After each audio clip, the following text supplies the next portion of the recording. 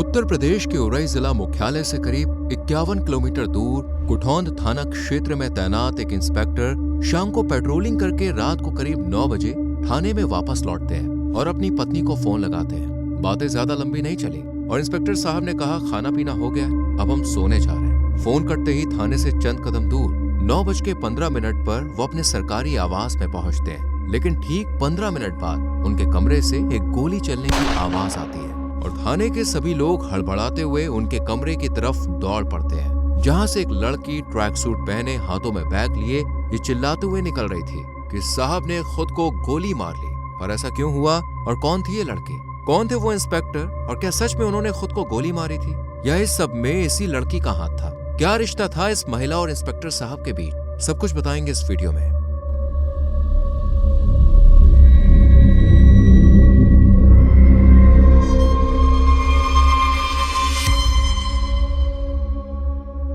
उत्तर प्रदेश की करीब 2000 police station में से एक है कुठौंद थाना, जो इस वक्त हर किसी की नजर में चढ़ा हुआ है। वजह है अजय कुमार राय, जो मूल रूप से यूपी के ही संत कबीर नगर के थाना घनघटा के रहने वाले थे। उनके पिता का नाम गिरजेश राय था, जो अब इस दुनिया में नहीं है। वही माँ है प्रभावती देवी।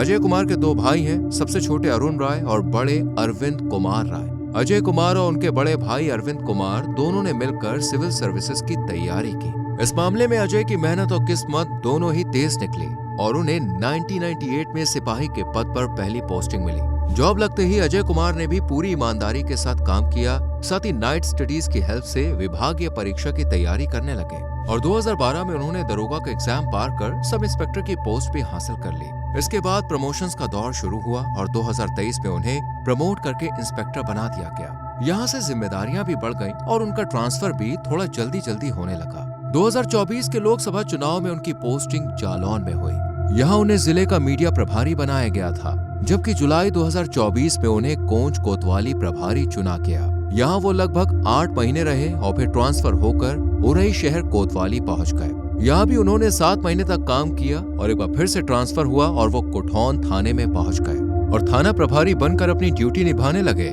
दूसरी तरफ परिवार को संभालने की ड्यूटी भी बराबर चल रही थी। उनकी शादी 2001 में बस्ती के भरवालिया गांव में रहने वाले हरिशंकर पांडे की बेटी माया राय से हुई थी। उनका एक बेटा है अमृतांश, जो कोटा में रहकर नीट की तैयारी कर रहा है। सब कुछ ठीक चल रहा था, जिंदगी हंसी खुशी गुजर रही थी, लेकिन 5 दिसंबर 2025 को कुछ ऐसा हुआ जिसने परिवार की सारी खुशियां एक ही पल में छीन ली। इस दिन शाम के समय अजय कुमार हर रोज की तरह कुछ सिपाहियों के साथ पेट्रोलिंग पर निकलते हैं। उन्हें नजदीक ही 2 प्रोग्राम्स में जाना था, इसलिए पेट्रोलिंग से फ्री होकर वो सबसे पहले कुठौंद थाने के पास ही चल रहे कुंडीय महायज्ञ के भंडारे में शामिल हुए और यहाँ उन्हें सम्मानित भी किया गया। यहाँ से निकलने के बाद वो जालौनी माता मंदिर के पुजारी सर्वेश महाराज की बेटी की शादी में पहुंचे। वह वर वधू को आशीर्वाद देने के बाद रात में करीब 9 बजे के आसपास वो थाने में लौट आए। इसके बाद उन्होंने अपनी पत्नी को फोन लगाया और जैसा कि हमने ऊपर बताया, अपने घर पर बात करने के बाद वो अपने सरकारी आवास में चले गए, जो थाना परिसर में ही बना हुआ है। जिस टाइम उन्होंने अपनी पत्नी माया राय से बात की, वहाँ पर उनके भतीजे प्रशांत राय भी मौजूद थे। उन्होंने भी चाचा का हालचाल जाना और उन्हें गुड नाइट विश करके फोन काट दिया। इसके बाद वो अपने कमरे में जाते हैं, वर्दी उतारते हैं, लेकिन ठीक 9:30 पर उनके कमरे से चली गोली की आवाज माहौल में फैले सन्नाटे को चीरते हुए थाने में मौजूद अफसरों तक पहुंचती है और हड़बड़ी में सभी उनके कमरे की तरफ दौड़ लगा देते हैं, जहां उनकी नजर पड़ती है मीनाक्षी शर्मा पर। ये वही महिला है जो अजय कुमार के कमरे से चीखते हुए बाहर निकल रही थी। वो जोर जोर से चिल्ला रही थी कि सर ने खुद को गोली मार ली है, सर ने अपनी जान ले ली है। ये सुनते ही सबकी घबराहट और ज्यादा बढ़ गई और जब सिपाही कर्मचारी अधिकारी कमरे में पहुंचे तो उनके पैरों तले जमीन खिसक गई। उन्होंने देखा कि बिस्तर पर मच्छरदानी के अंदर इंस्पेक्टर की बॉडी पड़ी हुई है। एक गोली अरुण कुमार के सर को चीरते हुए निकली थी और बंदूक उनके पेट पर रखी हुई थी, लेकिन सांसें अभी भी चल रही थी। इसलिए समय बर्बाद न करते हुए उन्हें तुरंत ही नजदीकी उरई अस्पताल में भर्ती कराया जाता है और देर रात ही परिवार को भी यह खबर दे दी जाती है, जिसके बाद पत्नी माया, भतीजा और सभी फैमिली मेंबर्स संत कबीर नगर से उरई के लिए निकल पड़ते हैं। दूसरी तरफ मामले की खबर पहुंचते ही SP doctor Durgesh Kumar, additional SP Pradeep Kumar Verma और भी कई ऑफिसर्स मौके पर पहुंच जाते हैं। उनके कमरे के साथ साथ थाने में भी फॉरेंसिक टीम को सबूत इकट्ठा करने के लिए तैनात किया जाता है और हर फिंगरप्रिंट, लाइसेंसी रिवॉल्वर और खाली कारतूस समेत उनके कपड़ों को भी बारीकी से इन्वेस्टिगेट किया गया। लेकिन हर किसी का डाउट जिस पर था वो थी वो महिला जो अरुण कुमार राय के कमरे से भागी थी, यानी कि मीनाक्षी शर्मा, जो घटना के बाद से ही फरार थी। सभी को अरुण कुमार के मरने की जानकारी देने के बाद से ही मीनाक्षी का कोई पता नहीं था। इसलिए थाने और आसपास लगे सभी सीसीटीवी फुटेजेस को खंगाला जाता है और मीनाक्षी उनमें नजर भी आती है। उसके हाथ में बैग था जिसे लिए वो कभी आगे देखती है तो कभी पीछे, और ऐसा लगता है जैसे वो भागने की कोशिश कर रही है। मीनाक्षी ने अपना चेहरा भी ढक रखा था और जिस तरह के उसके हाव भाव थे वो शक की गठरी उसी पर फोड़ने को मजबूर कर रहे थे। इसलिए पुलिस अपनी तलाश में सबसे पहला निशाना मीनाक्षी पर मारती है और उसे ढूंढने के लिए एड़ी चोटी का जोर लगा देती है। दूसरी तरफ हॉस्पिटल में करीब 2 घंटे तक डॉक्टर अरुण कुमार को बचाने की कोशिश करते हैं, लेकिन वो कामयाब नहीं होते और रात के करीब 11:30 बजे वो जिंदगी की जंग हार जाते हैं। ये खबर सुनते ही परिवार में मातम पसर गया। 6 दिसंबर को हुए पोस्टमार्टम के बाद जब इंस्पेक्टर का पार्थिव शरीर गांव सम कबीर नगर में पहुंचा तो गांव के सभी लोग अपने अपने घरों से निकलकर इंस्पेक्टर के घर की तरफ दौड़ पड़े, क्योंकि वो सभी के साथ मेल प्रेम से रहा करते थे। गांव के एक व्यक्ति राणा प्रताप राय के अनुसार अरुण कुमार जब भी गांव में आते तो सभी से मिलते, सभी का हाल चाल पूछते और अगर किसी से मुलाकात ना हो पाती तो खुद उसके घर जाकर बातचीत करते। इसलिए उनके मरने की खबर ने हर किसी को हिला कर रख दिया। जब लोग उनके घर अंतिम दर्शन को पहुंचते हैं तो वहां बेसुध माया राय रोते बिलखते कह रही थी कि उनके पति ने अपनी जान नहीं ली है बल्कि उन्हें मीनाक्षी ने मारा है। इसलिए उन्होंने प्रदेश सरकार से निष्पक्ष जांच कर मीनाक्षी को कड़ी से कड़ी सजा देने की मांग की और उनकी इस मांग में पूरा गांव उनके साथ है। पुलिस ने सभी को भरोसा दिलाया कि केस के पीछे छुपे रहस्य को वो उजागर करके ही दम लेंगे। इसके बाद 6 दिसंबर 2025 को शनिवार को ही घनघटा थाना प्रभारी जयप्रकाश दुबे की अगुवाई में इंस्पेक्टर अजय कुमार को गार्ड ऑफ ऑनर यानी कि सलामी दी गई और घनघटा क्षेत्र के बिरहर घाट पर उन्हें अंतिम विदाई दी गई। और पुलिस ने अब यह ठान लिया था कि वो मीनाक्षी का पर्दाफाश करके ही रहेगी। इसलिए कुठौन थाने में मीनाक्षी का लास्ट रिकॉर्ड खंगाला जाता है, जिसमें काफी शॉकिंग चीजें सामने आती हैं। दरअसल मीनाक्षी भी पुलिस की नौकरी में ही थी और वो सिपाही के पद पर थी। वो मूल रूप से मेरठ के फलावदा थाना क्षेत्र के अहमदपुर उर्फ दांदूपुर गांव की रहने वाली है। मीनाक्षी शुरू से ही काफी तेज और चालाक किस्म की थी, जो लोगों को अपनी बातों में उलझा लिया करती थी और अच्छे से फंसाना जानती थी। गांव में भी मीनाक्षी के नाम का डंका बजता था, लोग उससे डरते थे। उसके शौक भी काफी हाई फाई थे, बड़ा सा घर, लग्जरी गाड़ियां, लेट नाइट पार्टीज और ब्रांडेड चीजें खरीदना, ये उसका शौक था। लेकिन उसके पापा की इनकम इतनी नहीं थी कि वो अपने शौकों को पूरा कर सके। इसलिए उसने सोचा कि सरकारी नौकरी के लिए तैयारी की जाए, सैलरी बढ़िया होगी तो उसके शौक भी पूरे हो जाएंगे।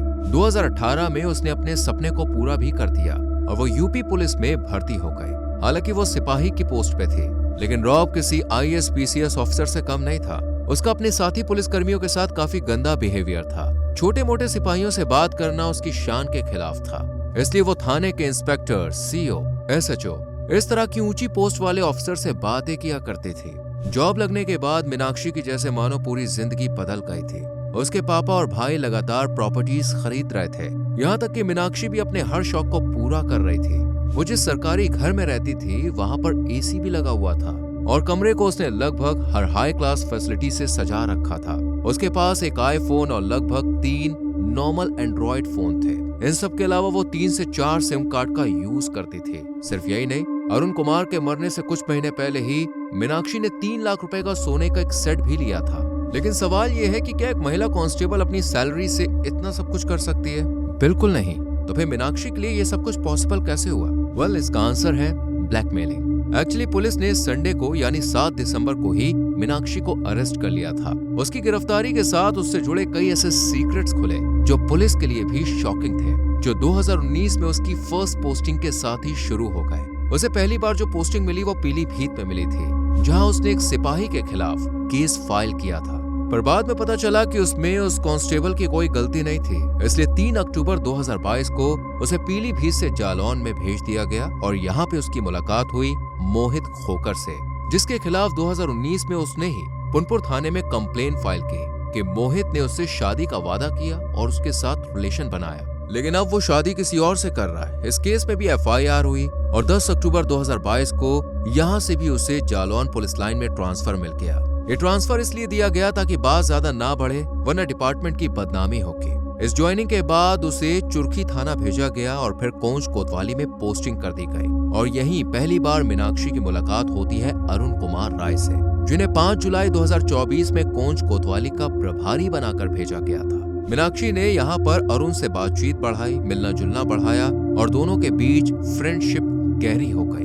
देखते ही देखते ये दोस्ती अफेयर में तब्दील हो गई और दोनों का ये रिश्ता करीब 7 महीनों तक चला। इस दौरान दोनों एक दूसरे के लिए इतने खास बन गए कि साथ में ये घूमने फिरने लगे, खाने के लिए रेस्टोरेंट में जाने लगे और तो और एक दूसरे के घर में भी इनका उठना बैठना होने लगा। और कहते हैं ना, इश्क और मुश्क छुपाए नहीं छुपता। यहाँ भी पूरी कोतवाली में इस रिश्ते की खुशफुसाहट शुरू हो गई। हालांकि इसका रीजन थी मीनाक्षी, जो अरुण से दोस्ती होते ही खुद को कोतवाली का इंचार्ज समझ बैठी थी।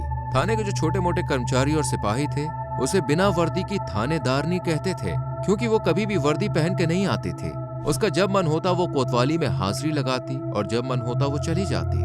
उसने इन 7 महीनों में मुश्किल से 7 दिन भी ईमानदारी से अपनी ड्यूटी नहीं निभाई और न ही अरुण कुमार उसे कुछ कहते थे, जबकि बाकी कर्मचारियों को छोटी से छोटी गलती का भी हर्जाना भरना पड़ता था। पर यह फाइन भी कई मौकों पर मीनाक्षी ही वसूलती थी। वो सभी को अपनी उंगलियों पर नचाना चाहती थी, लेकिन उसका ये रवैया ज्यादा लंबे समय तक नहीं चला और उसके रौब के चर्चे जल्द ही बड़े ऑफिसर्स तक पहुंच गए, जिसके बाद इंस्पेक्टर अरुण कुमार को फरवरी 2025 में उरई कोतवाली में भेज दिया गया, जबकि मीनाक्षी को अप्रैल 2025 में यूपी 112 की यूनिट 1577 में भेज दिया गया। इस तरह दोनों का ट्रांसफर हो गया, लेकिन मीनाक्षी अब भी हरकतों से बाज नहीं आ रही थी। उसका जब मन होता वो अरुण कुमार के कमरे में पहुंच जाती और डायल 112 में भी अपनी ड्यूटी सही से नहीं निभा रही थी। लेकिन अरुण उसे देखकर जरा भी खुश नहीं होते थे, बल्कि अब वो उसे अपना पीछा छुड़ाना चाहते थे, क्योंकि मीनाक्षी ने जैसे पहले सिपाहियों के साथ खेल खेला था, अब वो वही खेल इंस्पेक्टर अरुण के साथ खेल रही थी। वो उन्हीं के जरिए अपने सारे खर्चे और शौक पूरे कर रही थी। उसे आईफोन और बाकी मोबाइल फोन्स के अलावा 3 लाख के सोने का हार दिलवाने वाला कोई और नहीं, बल्कि अरुण कुमार ही थे। पर उसकी पैसों की लत अब बढ़ती ही जा रही थी, इसलिए वो कैसे भी करके उससे दूर होना चाहते थे। लेकिन मीनाक्षी सोने की चिड़िया को खुद से दूर नहीं करना चाहती थी। इसलिए जब अरुण कुमार ने सब खत्म करने को कहा तो उसने हुक्म का इक्का खोला और अपने फोन में उसकी और अरुण कुमार की कुछ प्राइवेट फोटोज और वीडियोस दिखा दी, जिन्हें देखते ही वो सहम गए और जैसा वो कहने लगी वैसा करने लगे। पर अब पानी सर से ऊपर जा चुका था। मीनाक्षी की फरवरी 2026 में शादी होने वाली थी और वो चाहती थी कि शादी के लिए 25 लाख रुपए अरुण कुमार ही उसको दे।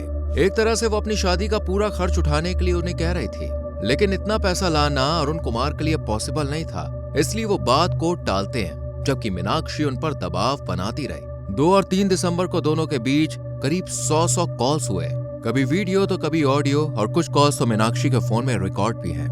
इस तरह 5 दिसंबर को भी अरुण कुमार के मरने से कुछ देर पहले ही कोतवाली में लगे सीसीटीवी कैमरे में मीनाक्षी किसी से फोन पर बातें करते हुए रिकॉर्ड होती है। पुलिस की माने तो वो इस बार भी अरुण कुमार से ही बात कर रही थी और उन पर पैसे देने का दबाव बना रही थी। इसी बात पर दोनों में शायद कुछ बहस हुई और अरुण ने इतने पैसे देने से भला अपनी जान लेना समझा। हालांकि इस मिस्ट्री की कुछ और भी थ्योरीज हैं जो भी सामने आ रही हैं। जैसे मीनाक्षी का कहना है कि उसने अरुण को नहीं मारा, बल्कि जब वो कमरे में पहुंची तब इंस्पेक्टर पहले से ही घायल पड़े हुए थे। पर सवाल ये है कि वो इतनी रात को उनके कमरे में गए ही क्यों? तो इस पर भी एक थ्योरी है जिसके मुताबिक दोनों के बीच सीरियस अफेयर चल रहा था और 2 दिसंबर को मीनाक्षी का बर्थडे था और अरुण कुमार चाहते थे कि वो उनके साथ अपना बर्थडे मनाए, लेकिन मीनाक्षी उनसे दूर अपने घर मेरठ में बर्थडे मनाने चली गई। इस बात से इंस्पेक्टर साहब नाराज थे और जैसे ही मीनाक्षी ने बर्थडे सेलिब्रेशन की तस्वीरें व्हाट्सएप पर डाली, उनका गुस्सा और ज्यादा बढ़ गया। इसी बात पर दोनों के बीच मनमुटाव हो गया और सैकड़ों कॉल्स और मैसेजेस हुए। ये नाराजगी करीब 2 से 3 दिन तक चली और 5 सितंबर की रात को जब मीनाक्षी मेरठ से जालौन लौटी तो वो सीधा इंस्पेक्टर अरुण के घर पे उनसे मिलने पहुंची। यहाँ शायद फिर से दोनों के बीच इसी बात पर बहस हुई और अंत में मीनाक्षी ने अरुण कुमार को मार दिया या उन्होंने खुद गुस्से में अपनी जान ले ली। हालांकि उनकी जान कैसे गई और मीनाक्षी का इसमें कितना रोल है, इस पर इन्वेस्टिगेशन की जा रही है। फिलहाल कोर्ट की तरफ से मीनाक्षी को 14 दिन की पुलिस हिरासत में भेजा गया है और वो भी उरई जिला जेल में, जहां उसे महिला बैरक में 27 अन्य महिला बंदियों के साथ रखा गया है, जहां उससे मिलने उसके पापा और उसके भाई भी पहुंचे। मीनाक्षी की हर एक्टिविटी पर पुलिस की नजरें हैं और पुलिस की माने तो उसके चेहरे पर जरा सा भी अफसोस या फिर शिकन नहीं है कि उसने कुछ गलत किया है। वहीं जब उसके पिताजी और भाई नाश्ता लेकर पहुंचे तो उसने मजे से सब कुछ खाया। ऐसे वो कल्प्रिट है या नहीं ये कह पाना काफी ज्यादा मुश्किल है, लेकिन माया राय और उनके परिवार वालों के अकॉर्डिंग अरुण कुमार को मारने वाली मीनाक्षी ही है। आपको क्या लगता है, क्या सच में मीनाक्षी ने ही इंस्पेक्टर की जान ली या फिर उसके धोखे और ब्लैकमेलिंग का शिकार होकर उन्होंने खुद को मार लिया? अपनी राय कमेंट सेक्शन में जरूर दें। वीडियो को लाइक और शेयर करके चैनल को सब्सक्राइब करें और बेल आइकॉन प्रेस करें जिससे आने वाली केस फाइल्स आपसे मिस ना हो।